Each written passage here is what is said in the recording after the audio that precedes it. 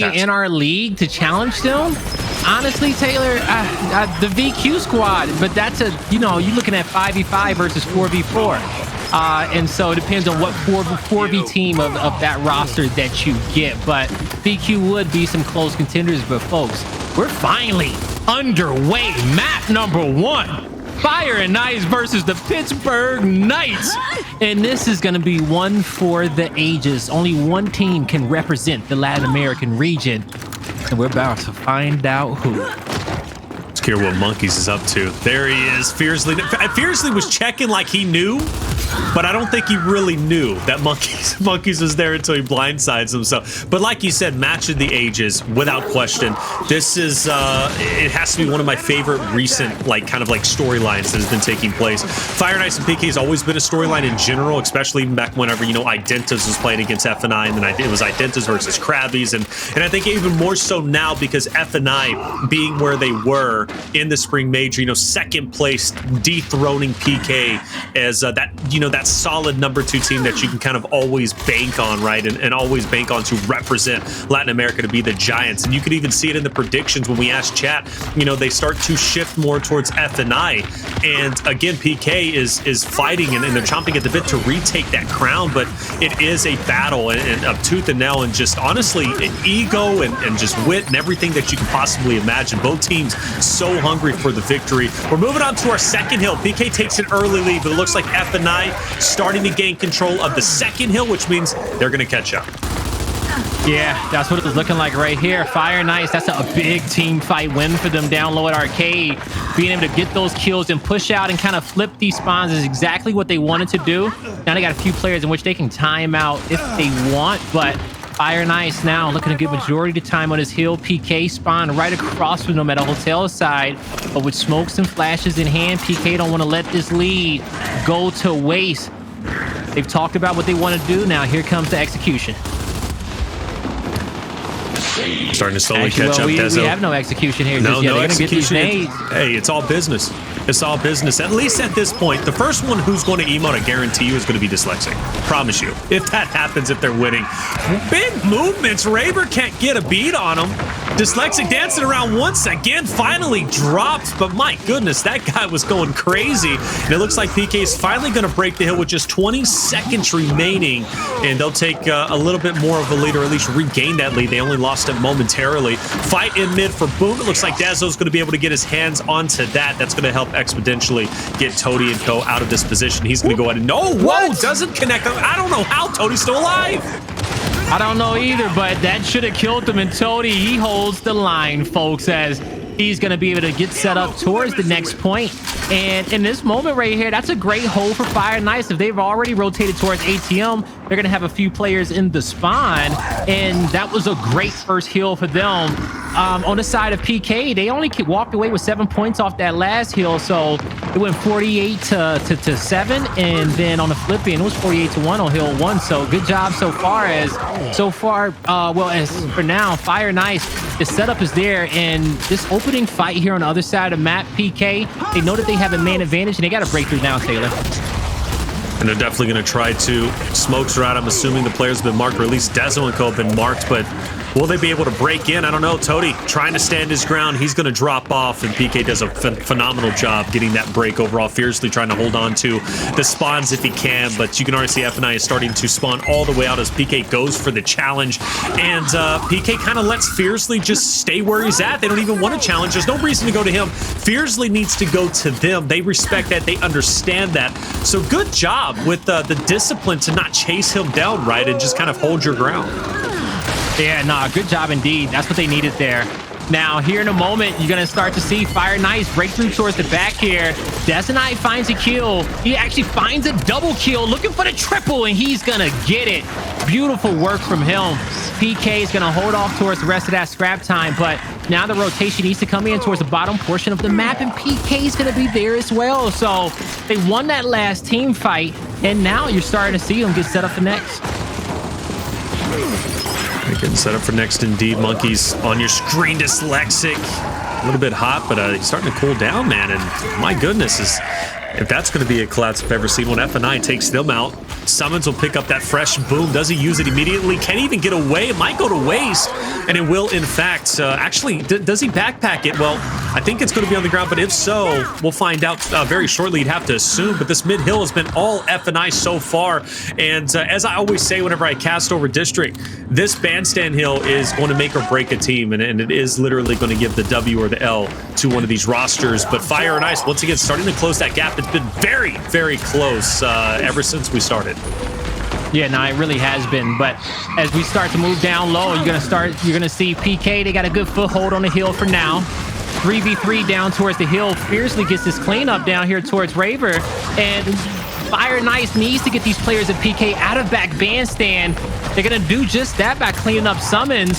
PK doing a great job keeping this one contested as long as they can, but now they have to come off the respawn they need to worry about next. So far, it's been a close game, and off this last hill, both these squads are gonna pretty much trade it off equally, which I'm not surprised. Yeah, not surprised at all. I mean, again, both teams want to win. They're chomping at the bit to be the last standing Latin American team in the bracket, right? I mean, that would be an accomplishment in itself, even if you don't win the event. Of course, both teams want to go the distance and head into grand finals, but to be the best Latin American team, there's a lot of pride that backs up. There's a lot of pride that comes with that. Fire and Ice taking one of the most substantial leads we've seen yet. Only 30 points. It's not that crazy. PK obviously can close that very shortly if they are able to lock in this next hill. There's still 50 seconds remaining on it. Fearzly's been in a battle. You also have a person who's going to be in green. So Fearzly shouldn't get out of this spot, but he takes down Sumuns, and maybe an opportunity will persist itself. Meanwhile, it's a scrappy fight inside the hill itself, and Dezo will fall. Fearzly gets the damage from the backside, and F&I will continue to lead.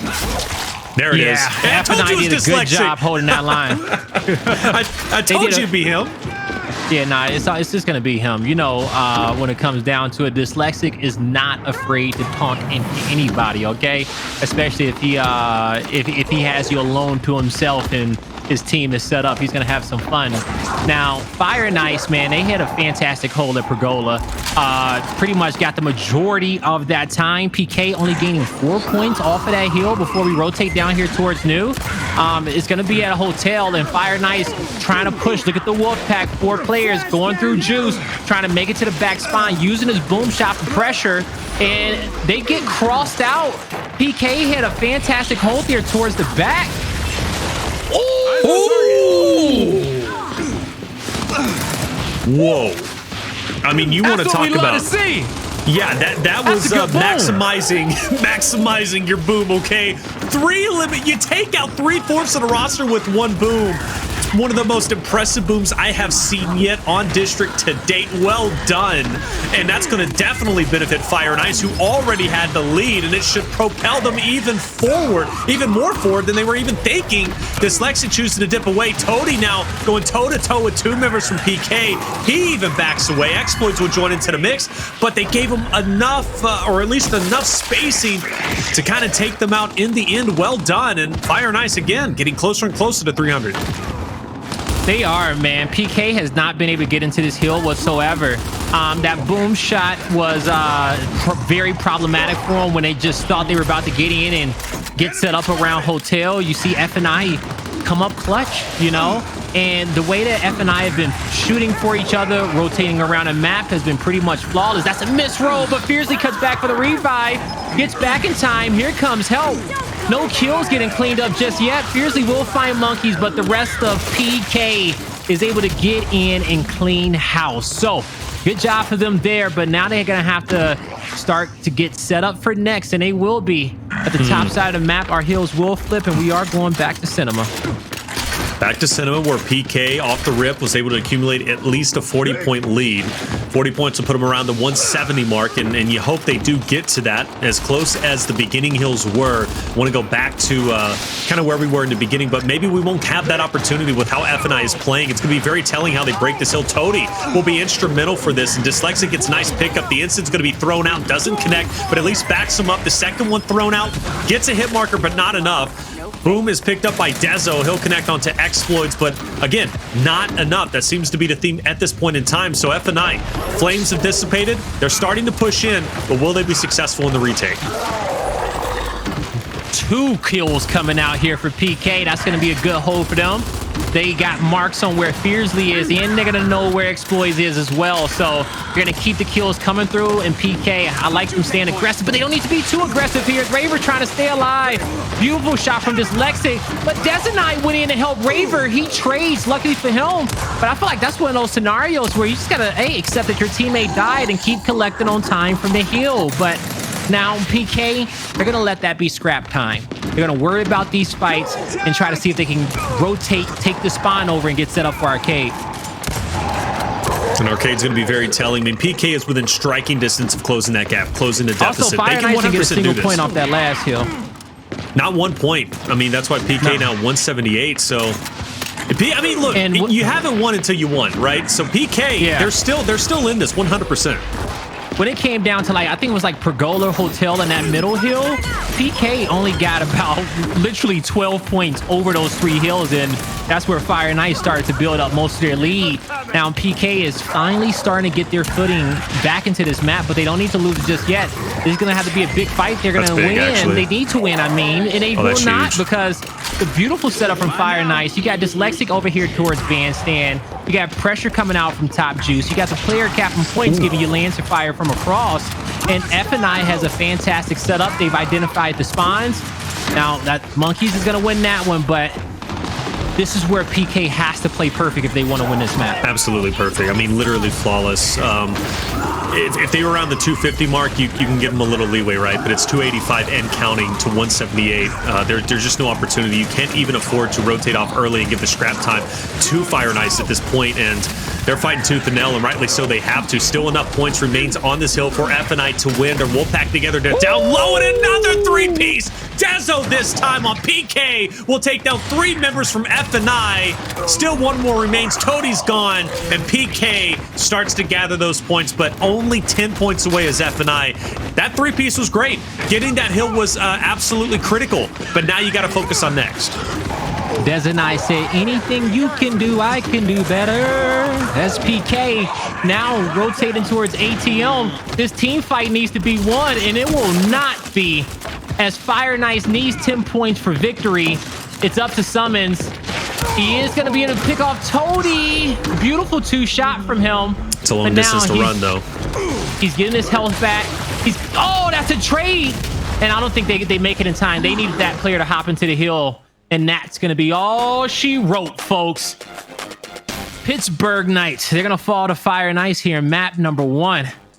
300 to, what, 178? 186. 186. Pretty dominating win, it really was. And you made a great point, Blaze. There was 3 hills where Fire and Ice just, I mean, they accumulated just about every single point you possibly could. PK getting, what, 12 or so points. And of course, we're estimating, but it was minuscule compared to how many points gathered from the boys of Fire and Ice. I mean, they played that so well. And what's funny, it was just so close. It really was. It was like 120 or 140 to 140, neck and neck. But all of a sudden, Fire and Ice just started to get their feet underneath them. They started making it happen, and they made it work. Very well done from them. That's a big victory.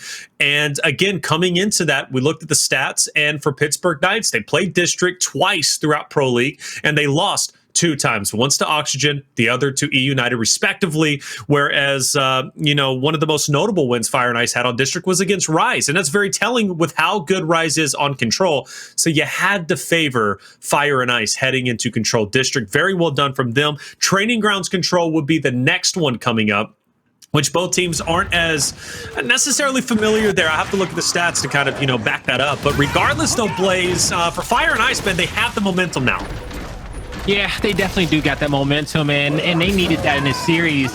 It's going to give them a lot of confidence, and when Fire Knights have confidence in these series, that's when they play their best. And you can see that confidence in their rotations for this map, because beautiful boom from Dyslexic. We're going to see Dezonides a little bit later on, but when F&I gets set up and they start getting those initial few kills, they are so good at staggering the deaths and playing aggressive in that Wolfpack style, pairing up in duos and hunting down kills, okay? letting Xploidz run rampant. And when that's happening, Fire and Ice, they rack up a lot of time in this straight chaos. And any team in our league struggles to slow them down and change the pace up, grasp that momentum back. F&I is so good at keeping it, and that's where they built up most of their lead there throughout. That was the Pergola Hill, the Center Hill, Hotel, and even, yeah, in both Hotel Hills, they picked up a lot of points on. So good job to them for that one.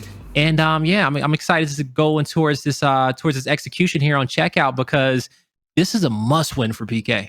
100% a must win. Now, there are some good things to take a look at when it comes to Pittsburgh Knights. They have played checkout 8 total times during Pro League. They have won 6 out of those 8 times, but who did they lose 2 times to? Well, one of those was Fire and Ice. They lost to Fire and Ice at the beginning of the season 6-4. If you don't remember, that was one of our opening series that we had to kind of open up Pro League Split 3 Phase 1. But that was, in my opinion, the old Pittsburgh Knights. We've talked about PK and how they struggled at the beginning. They're not the same PK, or at least they are, at least DNA-wise, but mentality-wise, they're not the same Pittsburgh Knights. Something changed. Something shifted their momentum towards the tail in a Pro League. So that PK that lost 6-4 to F&I in literally week 1, day 1, is not going to be the same PK we're expecting tonight. No, it's definitely not going to be the same squad here. 2 different scenarios. That's week 1 of the Pro League. As we just introduced these 3 new game modes, and now this is the mid-split playoffs. Okay, we got a lot of cash on the line.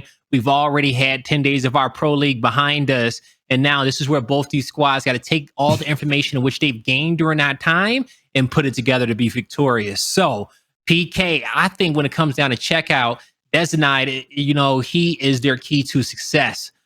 We see him, Dezonide will float to going out wide to picking up that sniper.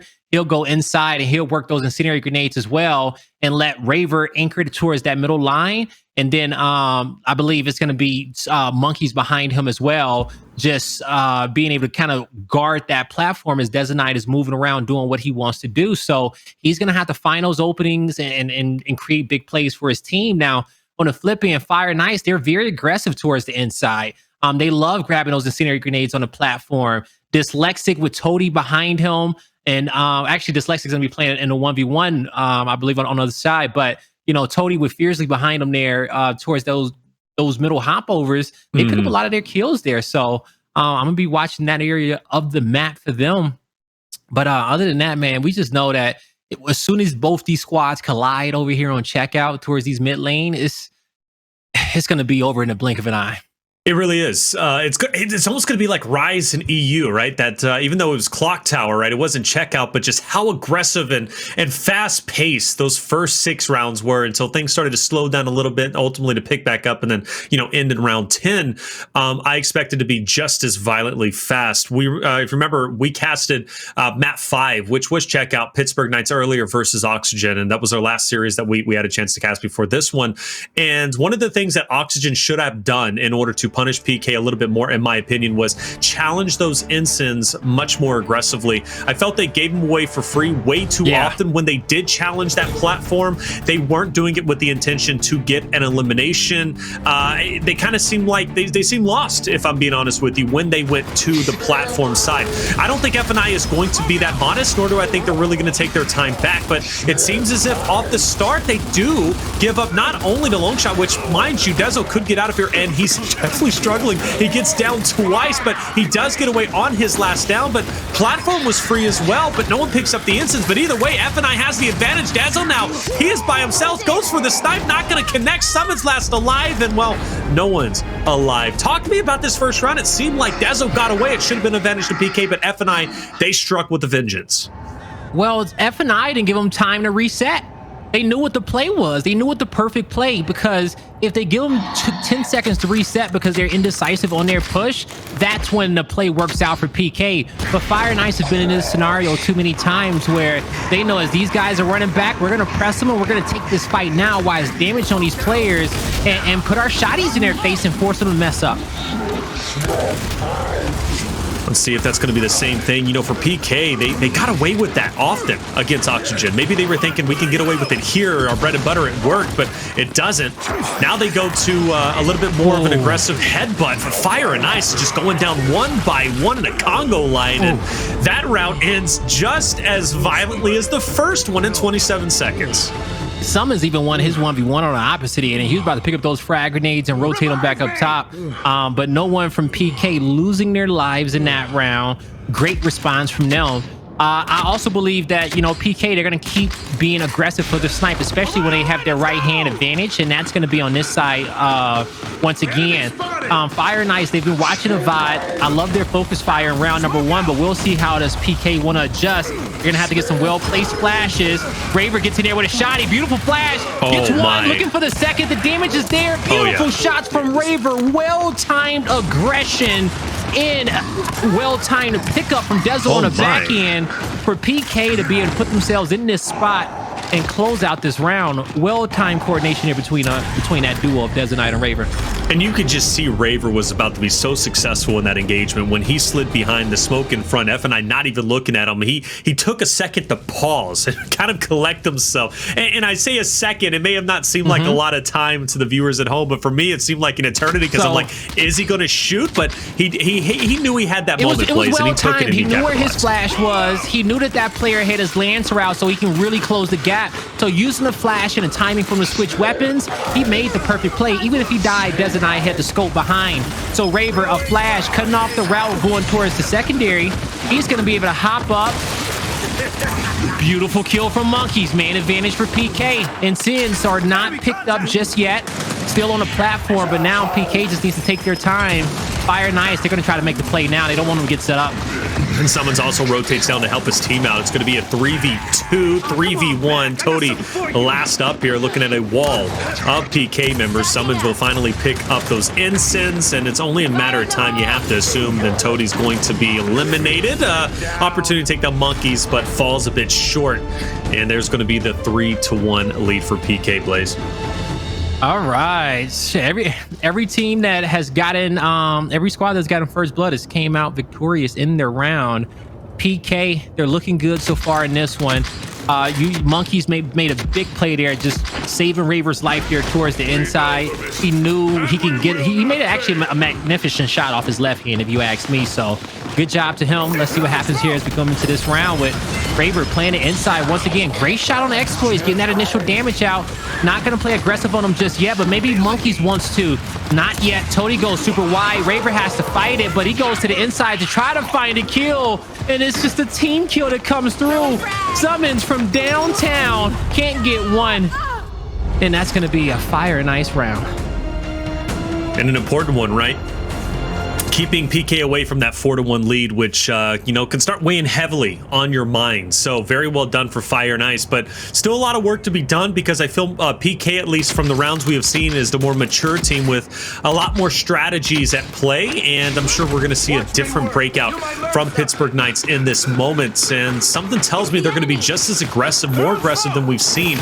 It's going to be led by player 1, though, Raver. And Raver looks like he wants to go for it, but I think gets stunned a little bit too much. And it's going to be on the flip it. Fire and Ice are going to be the team that's going to be just as aggressive, taking the bottom side of checkout. Long shot should go to Dale, but either way, they might not even need it. Dezo, Sumuns, and Raver have all been down. Xploidz will pick up the snipe. Fearzly will take down Sumuns. Now Dezo is just throwing out the instants, just trying to create that spacing, and all of a sudden, now it's just Xploidz. He's not much he can do. Wow, so Dezonide made a huge play with that quick hop on the platform and into the shotgun shot. Now, I will say, in Gears of War 3, you could never do that, okay? You would not be able to mantle and shoot somebody in the face the way that he did, but what a great kill from Dezonide to get the incendiary grenades. But I love Fire and Ice's aggression right there. They says, hey, okay, well, we're going to switch up our strategy as well and just try to catch him off guard. Didn't work out for him. The plays were there. The downs came through. Just they couldn't get the first kill that they needed, and Dezonide took over. So as we head here into round number 7, multiple flashes being thrown out. Fearzly pinched in multiple directions. He goes down. Revive cam come through. Quick double kill from Monkyz. Raver takes one out wide. And now the crossfire comes through for PK. 1 round away from tying this series up 1-1.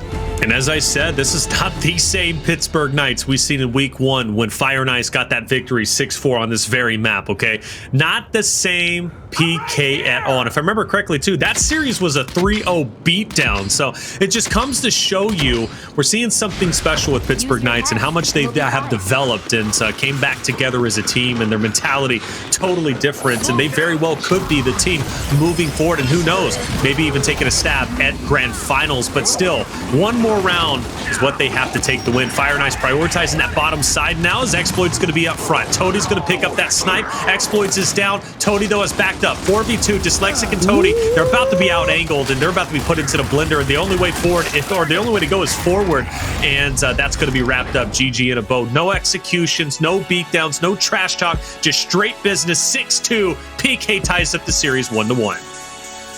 Man, Pittsburgh Knights says we are not going down without a fight, folks. Looking to represent LATAM in the losers finals, but this is only map number 2. We still got map number 3, training grounds, coming up next. So you guys don't go anywhere. When we come back, we'll have the conclusion of this series. Welcome back to the mid-split playoff split 3, and man, this has been a battle of the Titans. Fire and Ice, Pittsburgh Knights, Latin America, going at it tooth and nail, and what a performance from Pittsburgh Knights, Blaze. I mean, literally flawless 6-2 victory. Yeah, PK, they needed this win, man.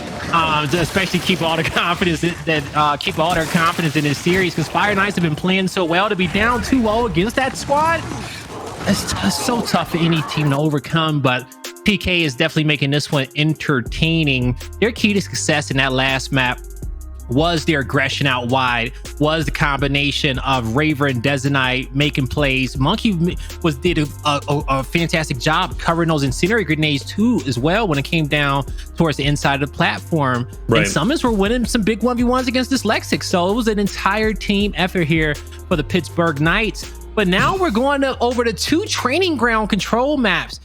And I have to say, I think both these teams are super talented on training grounds, and it's honestly a coin flip.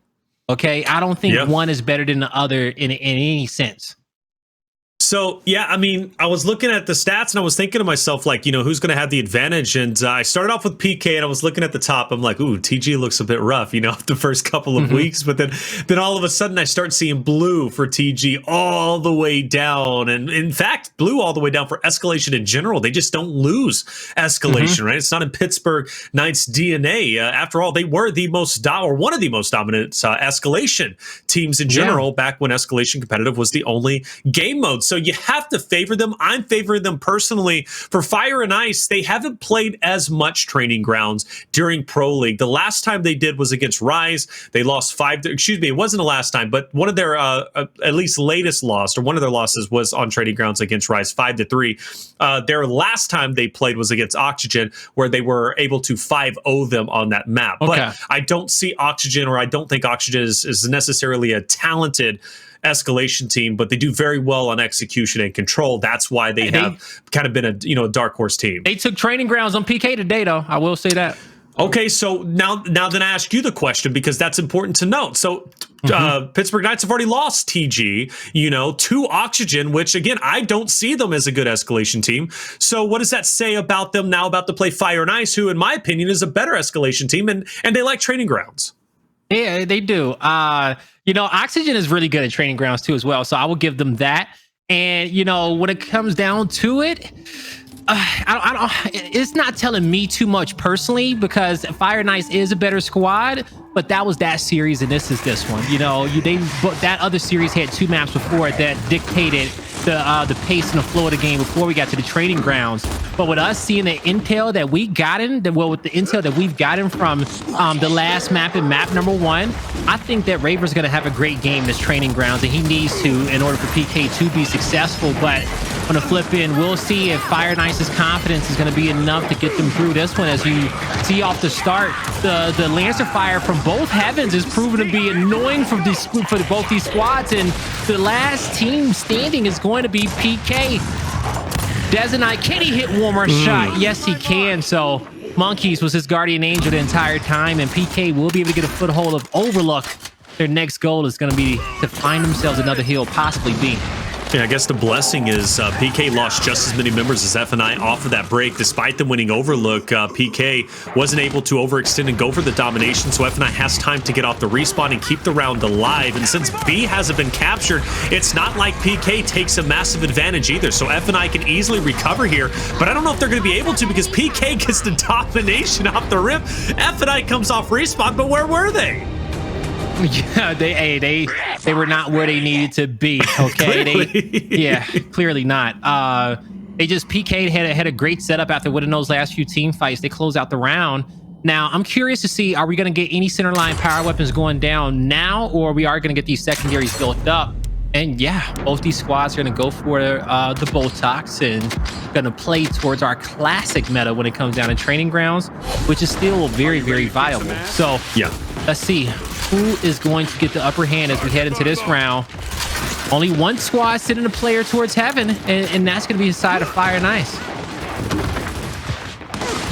So last time Dezo popped off in the spot. Let's see if he can do much the same here. Stuns are going to be traded from the cross, though. Fearzly hitting those Lancer shots. Toti able to get that final damage, and you got to love Fearzly in that spot. But you also have player 4 Monkyz, who's also getting the Lancer from across the way. Dezo will continue to push up. PK looks as if they're gaining a foothold, but with the way F&I is set up, they could put PK into Blender, but one by one, F&I starts to fall, but so does PK. The last one stand is going to be Raver. Raver doubles back to get the pickup, but Xploidz is hitting those stump shots. They're clean. I wish my pistol hit like that. Oh, almost got the last shot that he needed. Dezonide is going to be able to tuck in the corner, but look how weak he was. So, he's playing with fire now. At this point, he just needs to sit down and get his health back. Toti is not letting up off that pressure, just pre-firing that Lancer. Now, Fire and Ice will get Dyslexic in the God spot. They're going to have an A to B setup. And so far, this is what they want. PK, taking a look at the mini-map, they may do a simultaneous push at the A hill and B at the same time, but they're going to have to get a player over, and it's not going to be able to happen. You see the kills coming through there for Toti with that Boltok. The Boltok hits hard. You know, Latin America has always been a big fan of the Boltok, right? Even, I mean, really since the very beginning, they just always love that Boltok, and they can connect. They're deadly with it. They really are. I can't wait to see if that plays an impact here, but for Fire and Ice, they do have a little bit of a lead. PK looks as if they want to push him back onto Bravo, and they're going to go for it right now. The smokes have been thrown. I don't think anybody in God spot, if I'm not mistaken, but PK chooses to overextend. I like this play from Raver. Get Fearzly out of there, but unfortunately it backfires. It doesn't work. Sumuns now in a really bad spot, chooses to roll away, unfortunately straight into a wall. He drops, and F&I holds on and holds up. It's a bit too early for this, but let's get the party started, Fearzly. Yes, yeah. He says, nah, we're about to have a good time here. This setup that Fire and Ice has had this entire time, man, PK has not been able to get through it.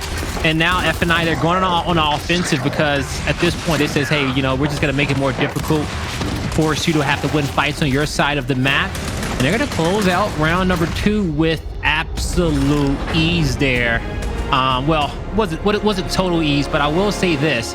PK early in this round had a lot of success at Overlook. At Overlook and U, they won those engagements there, but it was the battles, the battle at the B hill across the map and Dyslexic and Fearzly presence over there. By locking in that hill, that's what won Fire and Ice round. So good job to them. PK, if they do end up winning this Overlook fight again, they have to be quicker about going from home hill to home hill. Put me in the game, I'm ready.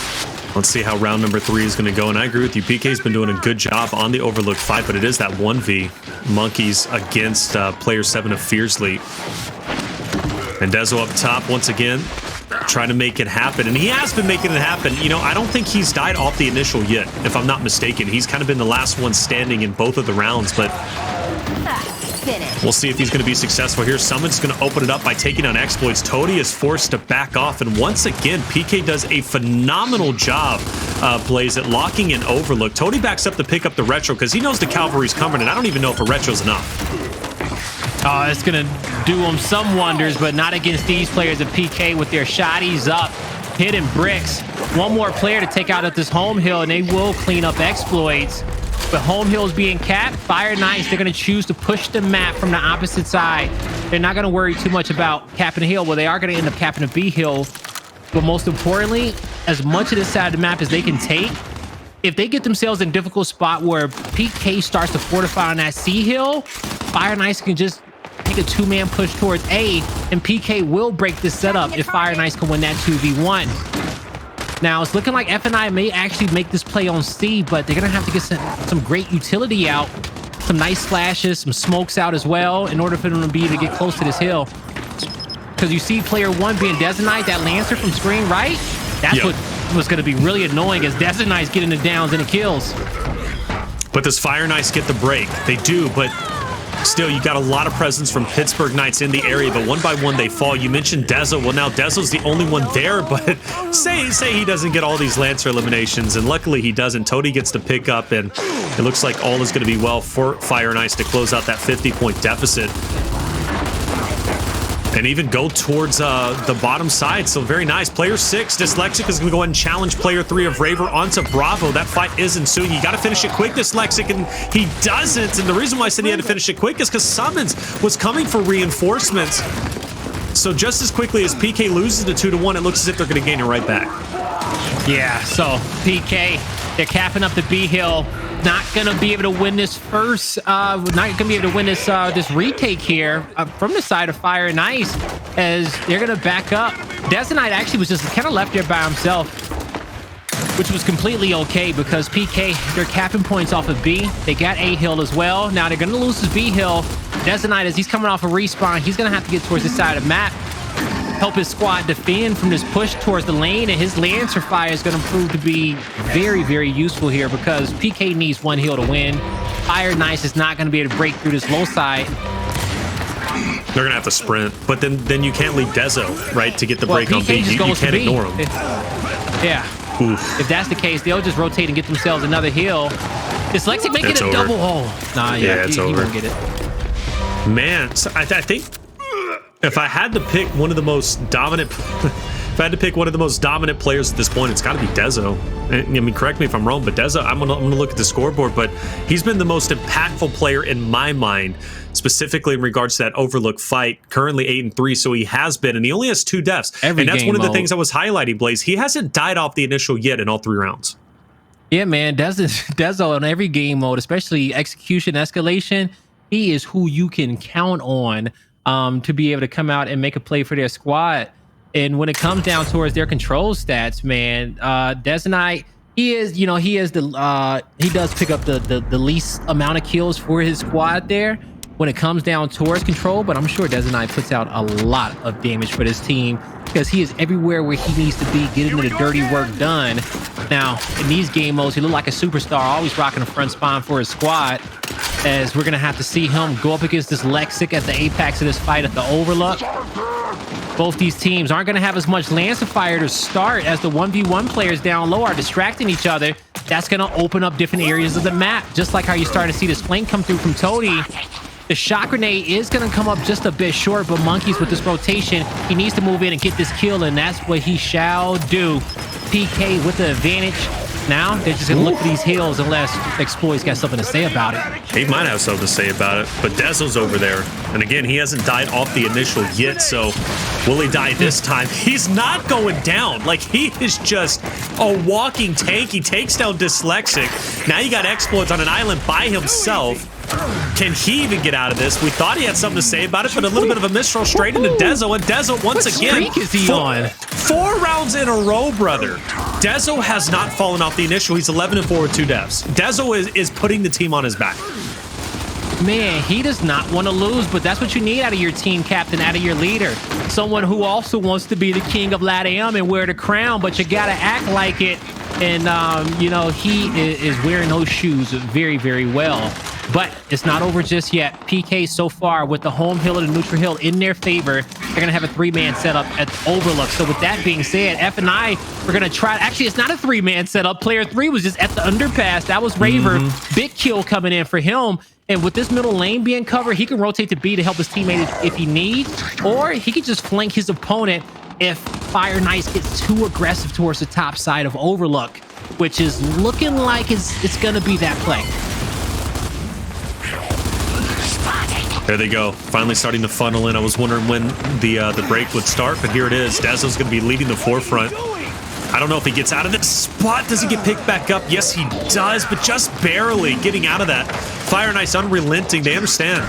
They have to push forward. They cannot afford to let PK breathe, but player 2 has snuck through, and that's going to be Sumuns. He's on the opposite end, and Fire and Ice thinks, look, we're going to be in good shape here, but all of a sudden now our home hill is being capped, and it has been capped, and PK keeps the 2-1. They win in just 8 seconds. Fire and Ice has the opportunity to be on all hills, and they will be. But is it going to be enough? I don't know. Player 5 is the player I'm looking at. He's the one who's going to be in a 1v2.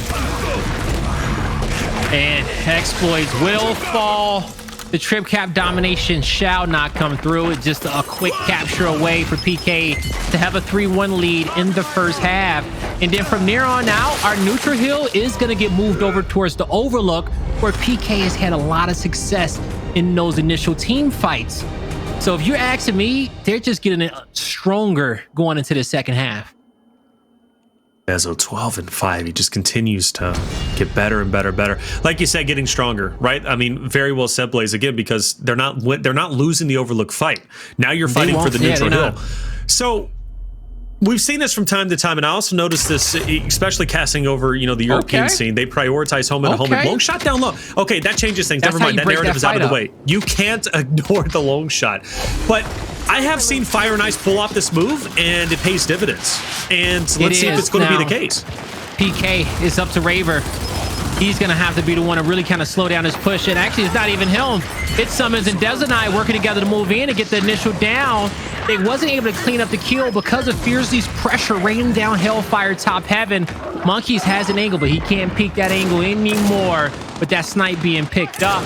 Now on the flip end, Dezonide rotated around towards Overlook, picked up kills, helped the squad to be able to gain this area of the map. They said that if we can't get the power weapon, let's just get positioning. Now with the B hill captured, the sniper goes down.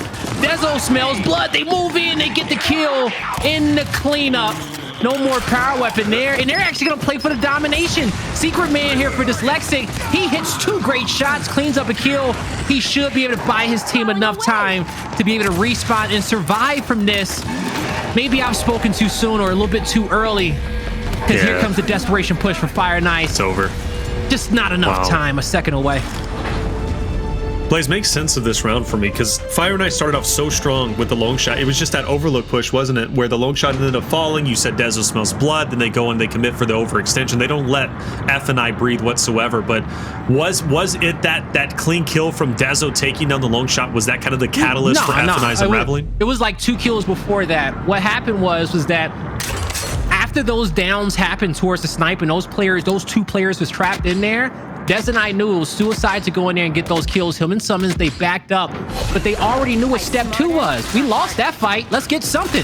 They won their first fight at Overlook. They pushed through, and by them having that height advantage, the snipers could never make it out, especially with Monkyz having that Botok in that position and from heaven. So it was just a quicker reaction coming from PK after the initial strategy didn't work out for him, and that comes from lots of experience. First blood going towards Fire and Ice. Second blood as well. Dyslexic is not playing around. Oh, they're not getting anything jumbled up this round as the kills are coming through, and they're looking sound indeed as he picks up a 3rd. Now, can Fire and Ice get a quick trip cap domination of their own? I don't know. To really return the favor back to PK. I think they need that. But look at this. PK immediately goes for the overextension. Oh, he cut back.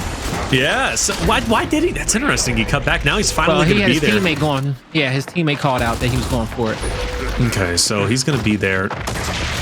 Ooh, that's not the role you wanted. Monkyz, or excuse me, Dyslexic. Onto Raver. Raver's weak. Oh, Dyslexic gets that final pellet. And now they can continue for that domination. Do they get it? It kind of... Now, see, hold up now. Last time you did that, it was fair, but you're down 4-1. But let me say this. VQ and Fire and Ice, there's no team that has more fun on the battlefield than those 2 teams. I promise you. And you have to when you're out here at war with your brothers, man. Okay, you know it's war. You want to be serious, but when you can get a laugh and you can raise the vibes of the squad, you do just that. Sometimes headshots do that. And Toti, you got one for us? Not yet, but he got some great angles. Misses that one. Sumuns. He's gonna push right here towards the back. The team fires there for Fire and Ice, and even a a great shot grenade to divert the rotation of PK towards the middle of the map, where F&I is getting these callouts. They're going to be able to find themselves another kill, still 2 hills to their name, and with a 100-point lead, Monkyz walks up with the secret ban. I love it, but that bot walk is an advanced level strategy, folks, because some people make fun of me with the bot walk, all right? But I will walk 20 yards to get a kill because I know somebody can't hear me. 100%. I mean, there's nothing wrong with it. If it works, it works. I mean, you have a competitive advantage because they can't hear you. 100%. And unfortunately, I don't think it was enough, even though it was pretty awesome to watch. Fire and Ice is looking to take this round, unless they just unravel in the next 10 seconds. And player 3 is going to be the catalyst for that, but he ends up falling. He's out of the way, and Fire and Ice will hold on Blaze and finally take the round. They don't stop the bleeding because at that point, that's already over with. That narrative is gone, right? At this point, you just got a mountain to climb, and you got 3 rounds to try and take if you want to lead in this series 2-1. But 4-2, they stay alive.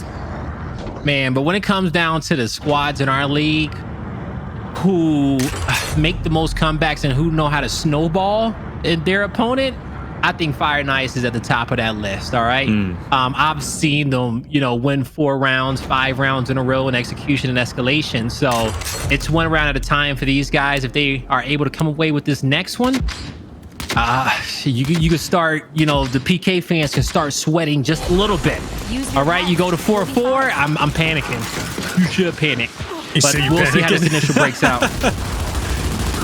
All right. Fire and Ice did a good job off the rip here this time, taking their, maybe even baiting out Sumuns. Doesn't work. It does. He drops, and a great play, well orchestrated from Fire and Ice. Now they're going to double back and focus their attention onto E. A couple of PK members you got to deal with. Oh, but a headshot from onto Raver from Xploidz will definitely make the job easier. Dezo now in a tough spot. He feels that he's gone. Now Fire and Ice can pump the brakes and just wait for PK to make their next move. That was a great initial from F&I. Yeah, that was a...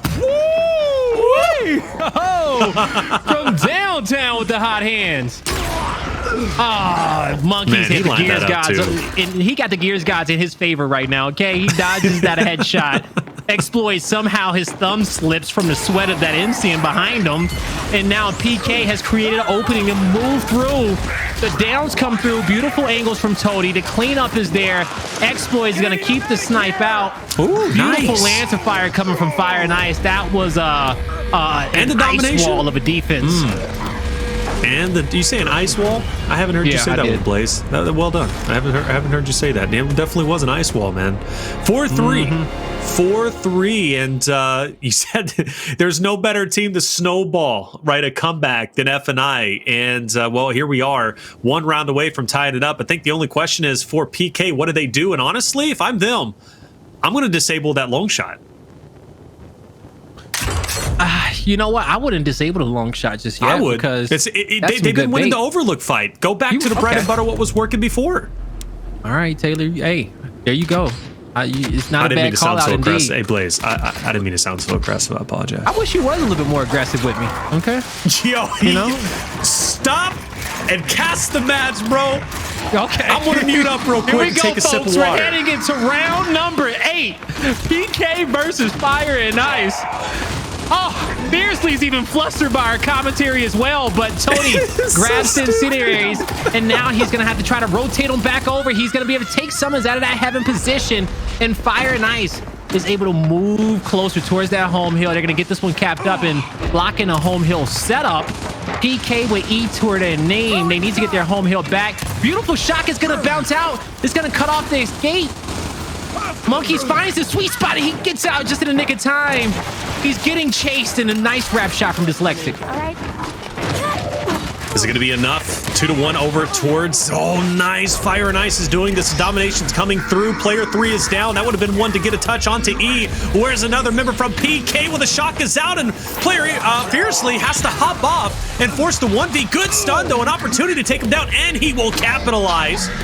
Meanwhile, on the other side, though, PK will manage to finally stay alive definitively as Monkyz will get on his own home hill, and immediately PK not wasting any time, Blaze, going for the OE. Yeah, they know what their next plan is going to be, and they do not want Fire and Ice to get set up. They just have to deal with the Lancer from Overlook, and they got this one guy towards the right. That's a great incendiary grenade, but Sumuns, can he make the play? He cannot. A rotation came through from Toti, got to heaven, was able to help out Xploidz, and now he can help him push. As Toti will be able to put some shots on Monkyz. Xploidz is going to play his life here and just stay alive, as he should, because the squad, they have a lead. He just needs to put himself in a defensive position to guard D. All right, D up for F&I. Speaking of which, they didn't use their disable, right? So they will have their disable going into round 9, which I'm fairly certain that's where we are going to be heading in this moment, unless PK pulls off some big heroics. But is it going to be enough time? 15 seconds remain. Now, PK's not even going to try. I mean, and honestly, they're not in a position to do so because F&I is all over the map. So this round is going to be over with. We're going to round 9, Blaze. Woo, I told y'all, when it comes down to squads that know how to build momentum and snowball, how to build momentum like heat, snowball like a snowball, it's fire nice. Okay. See, it's fire nice. Yeah, right. Now you're starting to sound like me. I'm rubbing off on you, man, because that's something that I would say, man. Snowball like a snowball. Right? Like teamwork makes the what work. Teamwork makes the teamwork. Makes the dream work. No, it makes the teamwork. Teamwork makes I would never say that. I heard that on deployment once from one of my buddies, and once you said that, we wrote it on the board and stayed there the whole deployment because it was just like, are you kidding me? The long shot got more. The long shot got half. PK, and we also got a block on the shot grenade for PK. PK is going to put all the eggs in his basket of trying to stop the pickup of this snipe, but Fire Nice, they're just going to rotate around. Oh, they did a little fake. Xploidz cuts back here. No intel there when it comes down to his flash. PK, they take the high side. They're trying to lock in E. They're okay with giving up the snipe for now. But they're going to flank around. They're going to put some pressure towards the back, trying to pinch Fire Nice from multiple angles. But F&I is able to push through towards the home hill of PK. Raver did get behind Emmy lines. And if this 1v1 is won, this is huge for Dezo. And he goes down. A rap show. Actually, I think it was another player behind. Yeah, Toti was there to help Dyslexic out. It was Toti. Oh, PK the instants are picked up from Xploidz. They're just trying to take a breath. Yo, this is looking bad for PK. Xploidz from across map. Is he going to get a headshot? Well, that's going to be a body. Dyslexic picks up the fresh shock. Okay, at this point, slow down. The threat at this point, Blaze, of a domination is gone. Ooh. But the threat of a loss is absolutely at an all-time high for PK. Xploidz, he ain't gonna miss too many of these in a row now. Nah, he's when nasty it comes with down it. to his headshot percentage, he's due for one in these next 2 shots. You remember when F&I beat Pittsburgh Knights on Asylum Escalation during the Spring Major? Xploidz was the reason why that happened, Blaze. Remember casting over that, brother? In that final round 9, Xploidz was the guy hitting all those shots. Now, Dezo has his own long shot now. So we have 2 snipers on the map, one on the PK side, one on F&I side. And PK, they need to win that fight back platform. They will. So with the sniper being on 60 seconds, everybody is getting a little touch on it. But Sumuns is trying to move in. He's going to get set up for in a trap set by Fire Nice. Now F&I, they've extended to the home hill. They're playing this one smart. It will take a complete collapse for F&I to lose this map at this point. PK can feel the pressure. They know they let this lead. They let this lead slip away, and they're just trying to save face at this point to try to bring this map out. And it may start with this kill. PK, you can already tell what they have to do. They've just got to set up decisively, and they've got to make one massive push. Now, that's going to make their job harder with Raver, getting that headshot plus the body on Dezo. Dezo surely falls. Another body comes in just to solidify it.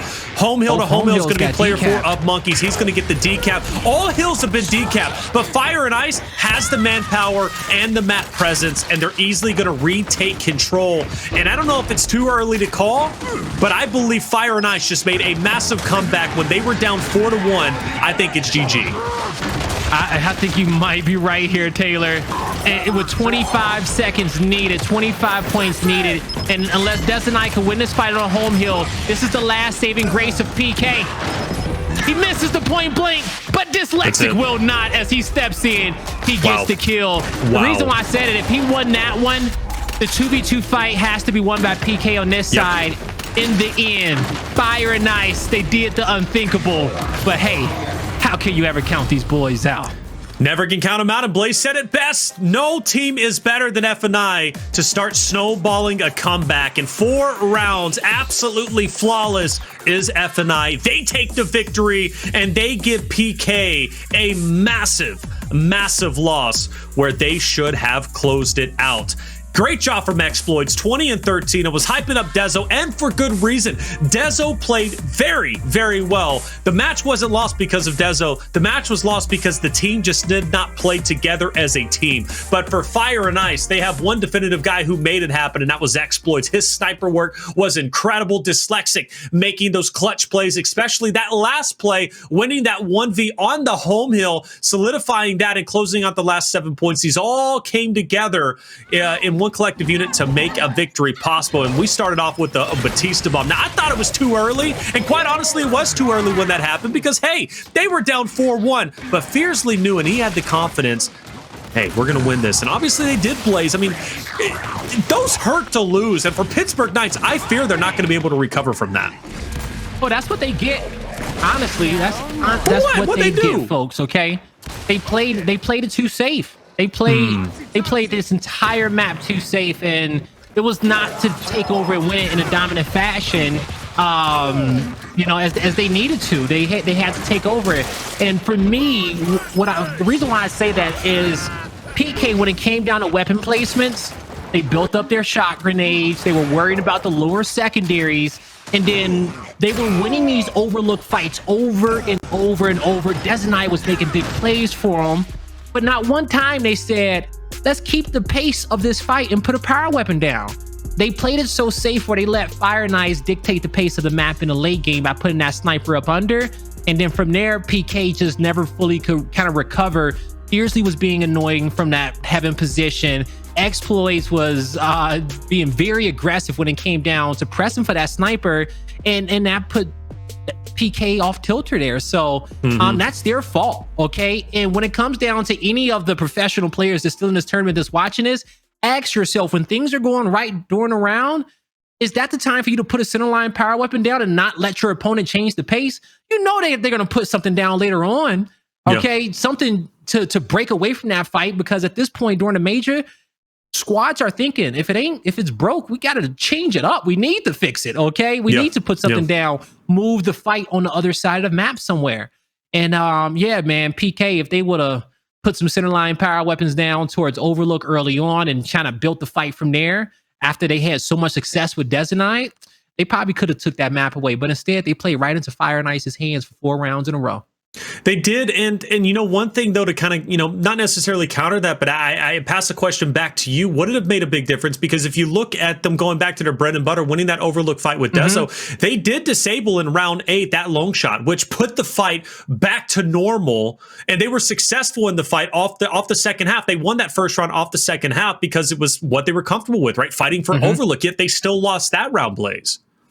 Yeah, they did, but you know, from then it was already, you know, it was too late. You know, it was Fire and Ice. Yeah, they lost that round, momentum. But that was only 1 round, right? And that's unfortunate that they lost it. But if that sniper wasn't there, they probably could have won the next one after that. Okay, just going back to their fight and correcting their mistakes.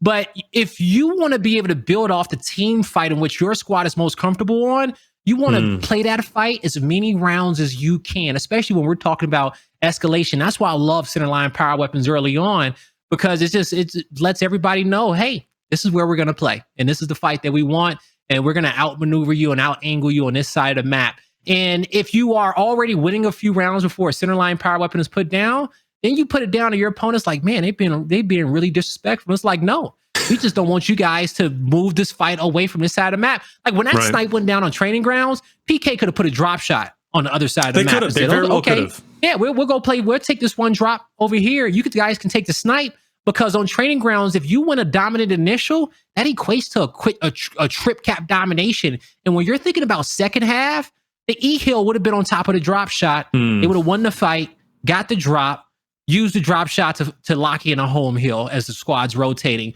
But you have to think outside the box like that and not fall into the classic meta of escalation. And that's why PK lost that map.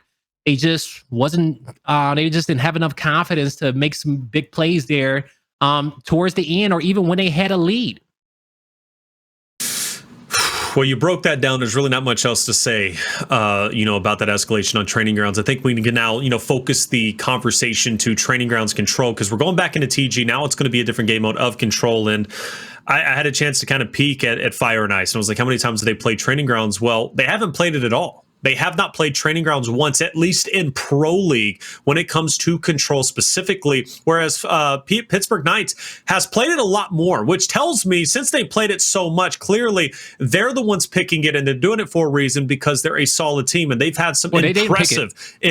So and it makes sense, because they've looked at, they're comfortable with it. They have a lot of experience, and just like them playing on Reactor, I was highlighting them when we had a chance to kind of peek in halfway through that Reactor match between Pittsburgh Knights and Oxygen. They were dominating that map, and the reason why at least I felt why they were so good on that, is because a lot of those hills are close quarter fights, and that's where PK feels comfortable. It allows Monkyz and co to flex, Monkyz and Dezo specifically, to flex their muscles and slay out. Whereas you look at Oxygen, I don't think they were as talented slay wise on Reactor, and that bit them in the butt. It really did, because you're not getting that breaking potential, you're not getting that penetration, and on training grounds that penetration is of the utmost essence, with how closely contested these hills are, plus how hard they are to break. You have the Wolfpack, which I think Fire and Ice is going to be great at, but they've been untested on this map. There's a lot of questions I have. They're going to be answered after this control is done with. Just because Fire and Ice hasn't played control on training grounds during Pro League doesn't mean that they're going to be a bad team here. But I don't know how good they're really going to be, in my opinion, Blaze. So they're going to have to make it happen, and they're going to have to make it count. But one thing I don't doubt for F&I, Blaze, is their slaying capacity and their ability to Wolfpack. So even though they haven't played training grounds in Pro League for control, I don't doubt that they can't be successful here, because they have what it takes to be successful on the DNA of what TG control is. Yeah, and on that DNA, those same setups that you have in Escalation, you can use in control, okay? Right. A lot of these hills are still going to be in some of the common spots in which you will see in Escalation. So Fire and Ice, they know how to set up.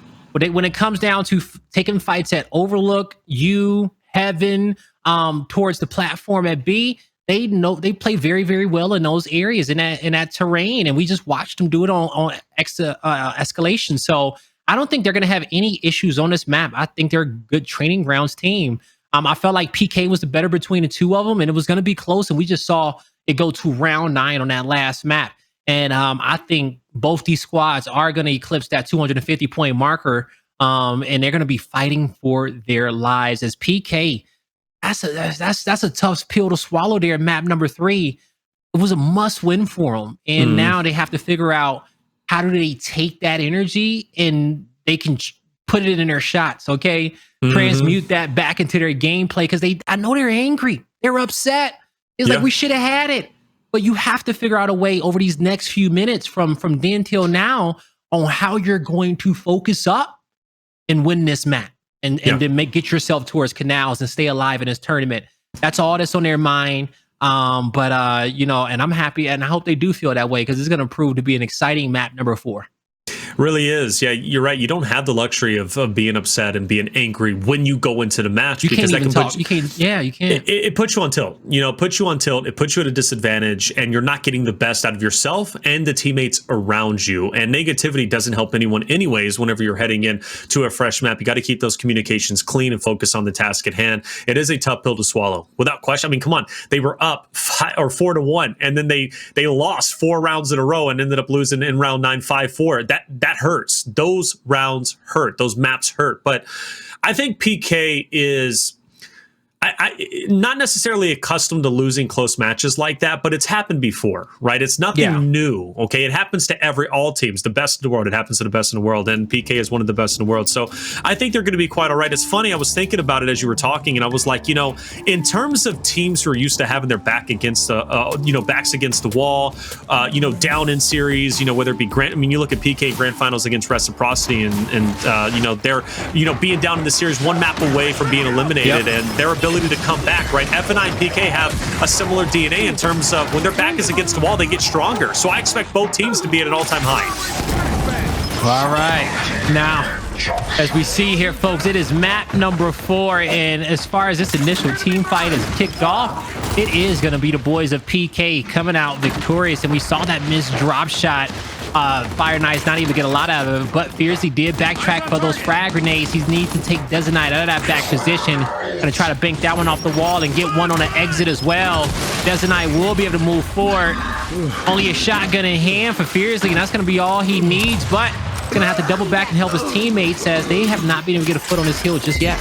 Not whatsoever, but as I always say, I sound like a broken record. If you listen to me cast Training Grounds, I always say the same thing. First hill is cool. Set yourself up, get your point land if you want, but focus on next, because that next hill is where you're going to truly make your money. But I don't think PK even cares because, well, they do with player 4 rotating back. It's going to be Monkyz and Raver ultimately leading, but this first hill was just a massacre, a slaughter. Fire and Ice had no room to talk whatsoever, and Toti's about to get chunked, and there he goes. Monkyz finds a way to take him out off the rotation because he rotated early enough. He pumped the brakes, and that was a brilliant spot. And you know what? Plays like that matter in Control. Don, they truly do matter. Hell, those are the big plays in which ultimately that's going to stagger those deaths, and you're going to start to see your squad picking up that momentum and locking in those points. Now, as you see here towards the back end, Fire Knight's 2 players set up. PK trying to funnel up here towards these back stairs. F&I just shotguns out. Not enough Lancer fire coming in from the back lanes, and PK will clean house. With those 3 kills acquired, they're going to see how far they can push out this map safely to defend against this next team fight from Fire Knight. And you're going to see PK give up that spawn side. They recognize F&I spawning towards Overlook. They're going to have this focus on this side of the map, but if Fearzly can come away with this kill, that'd be huge. But Raver will win the battle, and somebody will be able to cut back and get the revive on Dezonide. Sumuns also picks up 1, but is it going to be enough? The downs are in, but the team revives are also there on both ends for PK and F&I. Still, they have to get this break, and they're doubling back. You can see in the way that F&I was moving there that they didn't want to push forward, and honestly, they almost seemed like they didn't know what they wanted to do. It's kind of like their brains went haywire in that moment because the pressure from Pittsburgh Knights plays. Yeah, man, it was just too much pressure here. You just watch Raver come out with a big double on screen. He's going to be able to get these next sets of frag grenades. Fire Knights did spawn over at next. Dezonide has already made his way to a power position, being able to get as close to this hill as he possibly can. Drop shot in the hand of Monkyz. Nades in the hand of Raver. Monkyz going for this Lexic over the top. Missed his active. He got it now, trying to see if he can lead, and he gets 2.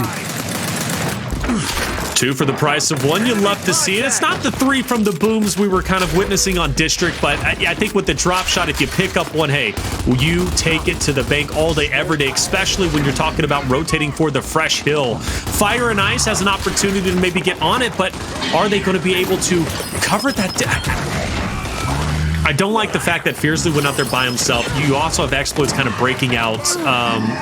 It's just not a coordinated push. I think that's the biggest thing that I'm kind of noticing from Fire and Ice plays. They're not making coordinated pushes. It's more like individuals pushing forward as opposed to that wolf packing that I'm so used to seeing and complimenting from F&I.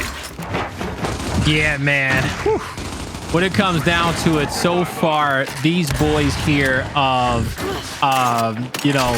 these boys here of the Knights, their defense has been really strong. They've been able to rotate early. The power weapons have been really key. They've gotten great uses out the drop shots and the nades when they got them. Fire Knights got both sets of the first when we kicked off the spawn. We saw them miss the drop shot. And their nades really didn't do much for them either at the end of the day. They missed both of those. And outside of that, after that, PK just had control of the entire map. And Raver gets another drop shot. 2 more kills come through. And PK is feeling very, very comfortable. Well, clearly that reverse sweep on Escalation Training Grounds didn't affect PK at all. I mean, they're looking like nothing ever happened. This is round 1, but that's what you expect from PK. And even though we build that narrative, we know going into it, PK's mentality is going to be just fine. They're not a team that gets rattled easily. Now, for Fire and Ice, though, getting beat down on this map could rattle them. Now, for them, they are an emotional-based team, in my opinion. When they're having a good time, they're playing at their best. But when they're getting beat down like this, sometimes it has the opportunity to, you know, kind of rattle them and throw them off, in my opinion. But Fire and Ice looking to mount the comeback. They're going to be on this centralized hill. Raver will pick up the drop shot. He's going to immediately use it on Xploidz. Fearzly has also fallen off, and well, that narrative about F&I starting to come back, well, it's gone. PK now has the hill control, and they're going to start to gather even more points, maybe even get close to 200 by the time the next hill rotates in. You know, this series is a story of stamina when it comes down to both these squads. PK has had a lot of great stamina when it comes down to tournament weekends and consistently performing in each one of their series. Not really giving too much energy early on, but making sure that they save as much as they can for the finals. And Fire and Ice just came off a big win in that last map. And I know these guys were super excited and they felt like they were the better team coming in here. But now I just feel like they're very laxed from that performance of that last map, and this is where they need to really just turn it up a little bit more and play off that energy from that last victory. Instead, it's PK playing with anger, trying to keep their tournament alive, trying to say, hey, we're gonna lose, we'll lose in the map 5, but we don't plan on losing here. You could see their competitive integrity and their pride in their gameplay, and I'm loving what I'm seeing out of them right now. Absolutely. Pittsburgh Knights, if they do move forward in this tournament, let's say they win Execution on Clocktower coming up as map number 5, which I foresee us going there unless PK just literally collapses and just blows this map, which could happen. I've seen that take place, but if they do move forward in this tournament, Training Grounds, in my opinion, is a must-have map in their 5 maps in total. Drop shot very wide. That's going to be great for Fire and Ice, though, because PK shoots that off, or Sumuns shoots that off. So at this point, PK using their gun skill to be able to clear out this hill once again and mounting a little bit of a comeback. And things aren't too scary for F&I yet. Despite this deficit, it might be scary for some of the viewers out there, but quite honestly, F&I can cover this gap pretty quickly. Nah, they definitely can. And with them picking up majority of this time over towards Monument Hill, they've gotten themselves past that 100-point marker. They're still in it. They just need to keep the focus. But as PK is already rotated out towards next over here at Raven, F&I, they got 2 players towards the spawn side, but also 2 players dead. They're not going to be able to get here. Well, they should be able to get here in time. 4 seconds on scrap. Let's just see if they can win this first fight. It's up to Dyslexic. Oh, great job timing Sumuns. Sumuns goes to throw the stun, but Dyslexic catches him off guard in the animation of throwing it, takes him down. Now he's going to be able to double up, but Monkyz clutches up, takes down 1, can double back with the meat shield and focus on Xploidz and Toti, who shouldn't make it out, but they do, and very well done. This, in my opinion, is one of the most brutal hills, but watch your back. Sumuns is there, and Sumuns is making it happen. Beautiful back A from Sumuns. Dezonide finds a kill as well, and PK currently getting points. Sumuns gets the call outs on these players as they're trying to rotate through spawn. PK is going to finally figure out the spawn of Fire and Ice, so they need to focus their fire. With multiple downs in front of Dezonide, he's going to fall to the respawn. Sumuns just needs to play his life the best that he can. He doesn't have any help from his squad mates, and those other members of PK actually just disengaged off the opposite end. They wanted to play their life, and I think they got the drop shot as well. Yes, they did. Yeah, Monkyz gets it, and he's going to be able to dip out and use that, I believe, as we head back over towards the Overlook Hill, and that's where everybody's going to be heading to at the moment. And I think F&I got to keep that drop shot in the back of their mind. Smokes are out, stuns as well. Monkyz setting up to go for the long. Active is in, and I think he's about to fire it away. Yeah, over these last 3 hills, PK only really acquiring, 18 points. So they need a good amount of time here. You put this drop shot to great usage, and they are finding kills in which they need a 3v2 on a map for them, as they are trying to hold the line from these 2 members of Fire and Ice. Put a lot of damage on Xploidz. They will be able to clean up this kill and possibly even bait out Dyslexic, as they're going to force him back down the stairs. PK now set up here. They won't be able to win off of this, but Fire and Ice, this is going to be the hardest hill for them to break just thus far. Yeah, you go back to the first rotations, the original rotation Blaze, and PK started off with, what, a 40-50 point lead, plus they dominated the second hill, which obviously we're on the original rotation. This would be the first, then the second's coming up next. PK, in my opinion, is going to win off of these next two hills, unless Fire and Ice does exactly what they just did. But got to watch out. Raver's hiding in the shadows. He's going to take down Dyslexic. No, just short. And Dyslexic will be picked up before the teammate of Monkyz can even get the cleanup. He's now going to be hightailing it up, but gotta get in the hill. You gotta get those points, and PK's fighting back. Yeah, they have already got a few players towards the hill. I love how Dezonide and Sumuns played for the back of the hill when they got there rather than going up top to help their teammates, because it forces PK to have to run these long distances to get back there towards them. Now, it's 29 points left on this one. PK, since they already got the grace of having a 70-point lead, since they worked so hard in the early 3 hills of this game, they just have to rotate early and get set up. And this is one of their money hills last time around. That's what I was saying. This is actually the best hill that they had a setup on in the first half. Yes, it was. And that's what I was saying, why things could get scary for Fire and Ice, and they can very well lose, but slowly but surely they start coming back. What looked like and it was a disastrous start, now turning into a solid mid to late game. Drop shot out, player on the plat is gone. Fearzly doubles back. Instead of pursuing forward, I guess waiting for his team. And one of the things I was criticizing F&I on was the fact that they're playing as individuals, but he waits for his teammates. But I don't... Yeah, whoa, this is... he killed him? Oh. Yeah, he's gone. Off the map. Man, but he got them down the stairs. That was a great hold from Toti to take one. Put as much damage on Raver as he did, because that allowed his teammates to come up there towards that back lane. And now Fire and Ice getting points. They have the height advantage. Player 2 is going to try to flank, but he's going to get crossed out by Toti. Eventually, Toti is doing a fantastic job watching the back of his teammates as they get to rain down some beautiful shots here on PK, as they are having the hardest time trucking up these stairs, trying to win battle after battle, and it's just not working out for them as they're forced back down.